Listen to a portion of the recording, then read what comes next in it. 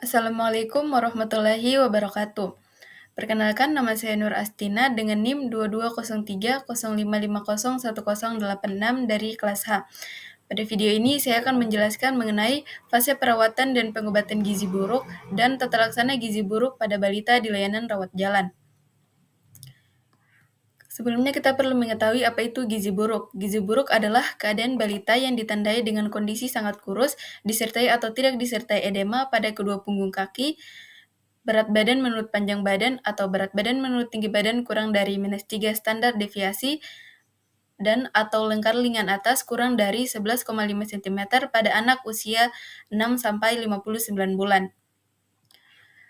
Ada 4 fase pada perawatan pengobatan gizi buruk. Yang pertama yaitu fase stabilisasi, yang kedua fase transisi, yang ketiga fase rehabilitasi, dan yang terakhir yaitu fase tindak lanjut.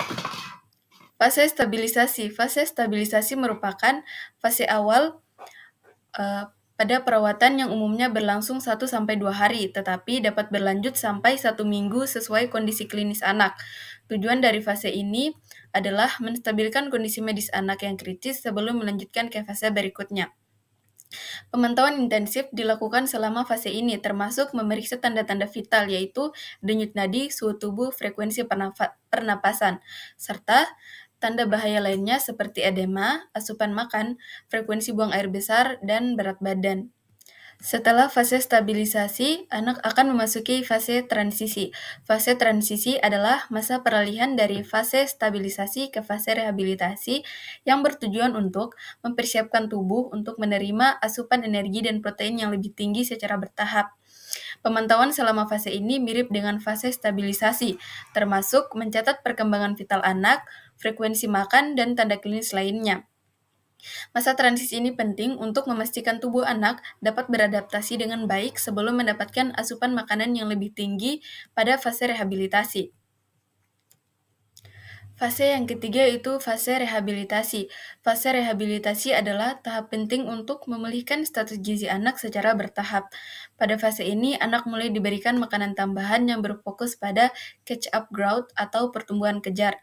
Asupan energi yang direkomendasikan adalah sekitar 150-220 kilokalori per kilogram berat badan per hari yang dapat diberikan melalui formula khusus seperti F100 atau RUTV, Ready to Use Therapeutic Food, serta makanan lain sesuai berat badan anak. Fase rehabilitasi biasanya berlangsung selama 2-4 minggu dengan pemantauan rutin terhadap kenaikan berat badan dan asupan makanan. Kenaikan berat badan yang stabil menjadi indikator keberhasilan pada fase ini. Fase yang terakhir yaitu fase tindak lanjut. Fase tindak lanjut bertujuan untuk memastikan pemulihan yang berkelanjutan melalui pemberian makanan keluarga dan tambahan makanan pemulihan atau PMTP. Pada tahap ini, anak tidak lagi hanya mengandalkan formula atau RUTV, tetapi juga mulai diperkenalkan pada makanan keluarga yang lebih bervariasi dan bernutrisi. Fase tindak lanjut penting untuk mempertahankan kondisi anak setelah fase-fase perawatan sebelumnya, serta mencegah terjadinya gizi buruk kembali. Kita masuk pada pembahasan tata laksana gizi buruk pada balita di layanan rawat jalan. Ada 10 langkah tata laksana gizi buruk pada balita di layanan rawat jalan. Langkah yang pertama yaitu mencegah dan mengatasi hipoglikemia. Semua balita gizi buruk berisiko mengalami hipoglikemia, di mana kadar gula darahnya kurang dari 54 mg per desiliter. Jika fasilitas setempat tidak memungkinkan untuk memeriksa kadar gula darah, maka semua anak gizi buruk dianggap menderita hipoglikemia dan segera ditangani dengan memberikan 50 ml larutan glukosa 100% atau 1 sendok teh munjung gula pasir dalam 50 ml air secara oral. Langkah yang kedua yaitu mencegah dan mengatasi hipotermia. Hipotermia yaitu suhu aksilar kurang dari 36 derajat Celcius, sering ditemukan pada balita gizi buruk, dan jika ditemukan bersamaan dengan hipoglikemia menandakan adanya infeksi berat. Cadangan energi anak gizi buruk sangat terbatas, sehingga tidak mampu memproduksi panas untuk mempertahankan suhu tubuh. Cara mencegah dan mengatasi hipotermia adalah dengan menghangatkan tubuh balita dengan menutup seluruh tubuh, termasuk kepala dengan pakaian dan selimut. Langkah yang ketiga yaitu mencegah dan mengatasi dehidrasi. Diagnosis dan derajat dehidrasi pada balita gizi buruk sulit ditegakkan secara akurat dengan tanda atau gejala klinis saja. Semua balita gizi buruk dengan diare atau penurunan jumlah urin dianggap mengalami dehidrasi. Pada dehidrasi ringan atau sedang, tetap upayakan memberikan terapi rehidrasi oral. Apabila tidak memungkinkan secara oral, cairan diberikan melalui pipa nasogastrik sampai anak bisa minum. Gunakan larutan oralit standar yang telah dimodifikasi dengan mengurangi natrium dan menambah kalium yang lebih dikenal dengan Rehydration Solution for Malnutrition atau Resomal. Cara mencegah dan mengatasi dehidrasi yaitu beri resomal yang terbuat dari oralit yang diencerkan, gula pasir, larutan elektrolit, atau mineral mix dan air. Langkah yang keempat yaitu memperbaiki gangguan keseimbangan elektrolit. Pada anak gizi buruk, terjadi gangguan keseimbangan cairan, elektrolit, dan mineral. Untuk mengatasi gangguan keseimbangan elektrolit, diberikan mineral mix yang ditambahkan ke dalam formula WHO, yaitu formula 75, formula 100, dan Resomal. Langkah yang kelima yaitu mengobati infeksi. Balita gizi buruk sering kali menderita berbagai jenis infeksi, namun sering tidak ditemukan tanda atau gejala infeksi bakteri seperti demam. Karena itu, semua balita gizi buruk dianggap menderita infeksi pada saat datang ke fasilitas kesehatan dan segera diberi antibiotik. Hipoglikemia dan hipotermia sering merupakan tanda infeksi berat. Langkah yang keenam yaitu memperbaiki kekurangan zat gizi mikro. Anak yang mengalami gizi buruk dapat mengalami defisiensi vitamin dan mineral.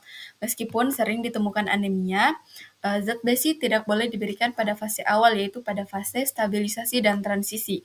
Zat besi baru bisa diberikan setelah anak mempunyai nafsu makan dan mulai bertambah berat badannya. Biasanya ini terjadi pada minggu kedua, yaitu mulai pada fase rehabilitasi. Zat besi dapat memperberat infeksi bila diberikan terlalu dini.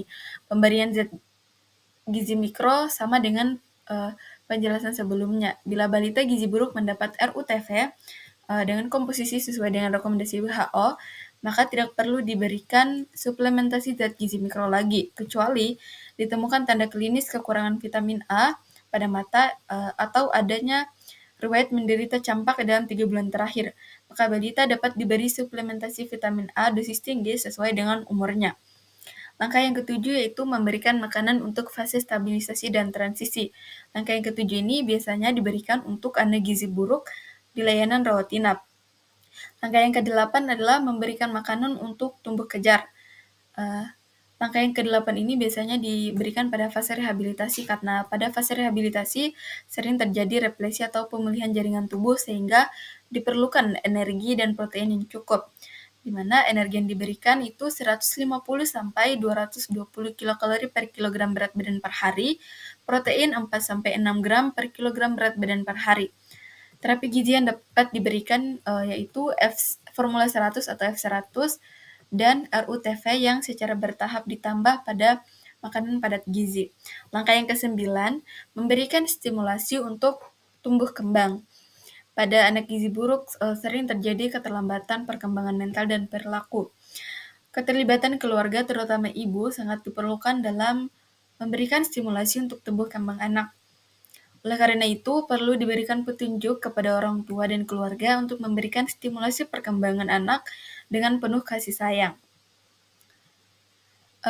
Stimulasi diberikan secara bertahap dan berkelanjutan sesuai umur anak terhadap 4 aspek kemampuan dasar, yaitu kemampuan gerak dasar, kemampuan gerak kasar, kemampuan gerak halus, kemampuan bicara dan bahasa, serta kemampuan sosialisasi dan kemandirian.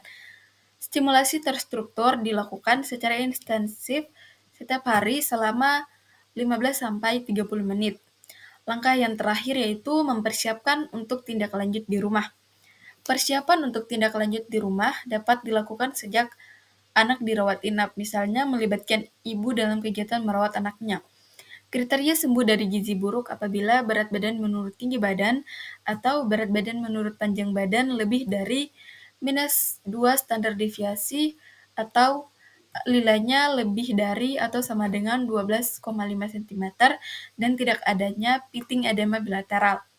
Bila balita keluar dari layanan rawat inap, setelah sembuh atau sesuai dengan kriteria yang disebutkan sebelumnya, maka dianjurkan untuk melakukan kontrol teratur setelah pulang, di mana kontrolnya yang dapat dilakukan yaitu 1 kali seminggu pada bulan pertama, 1 kali dalam 2 minggu pada bulan kedua, selanjutnya 1 kali sebulan sampai 6 bulan atau lebih.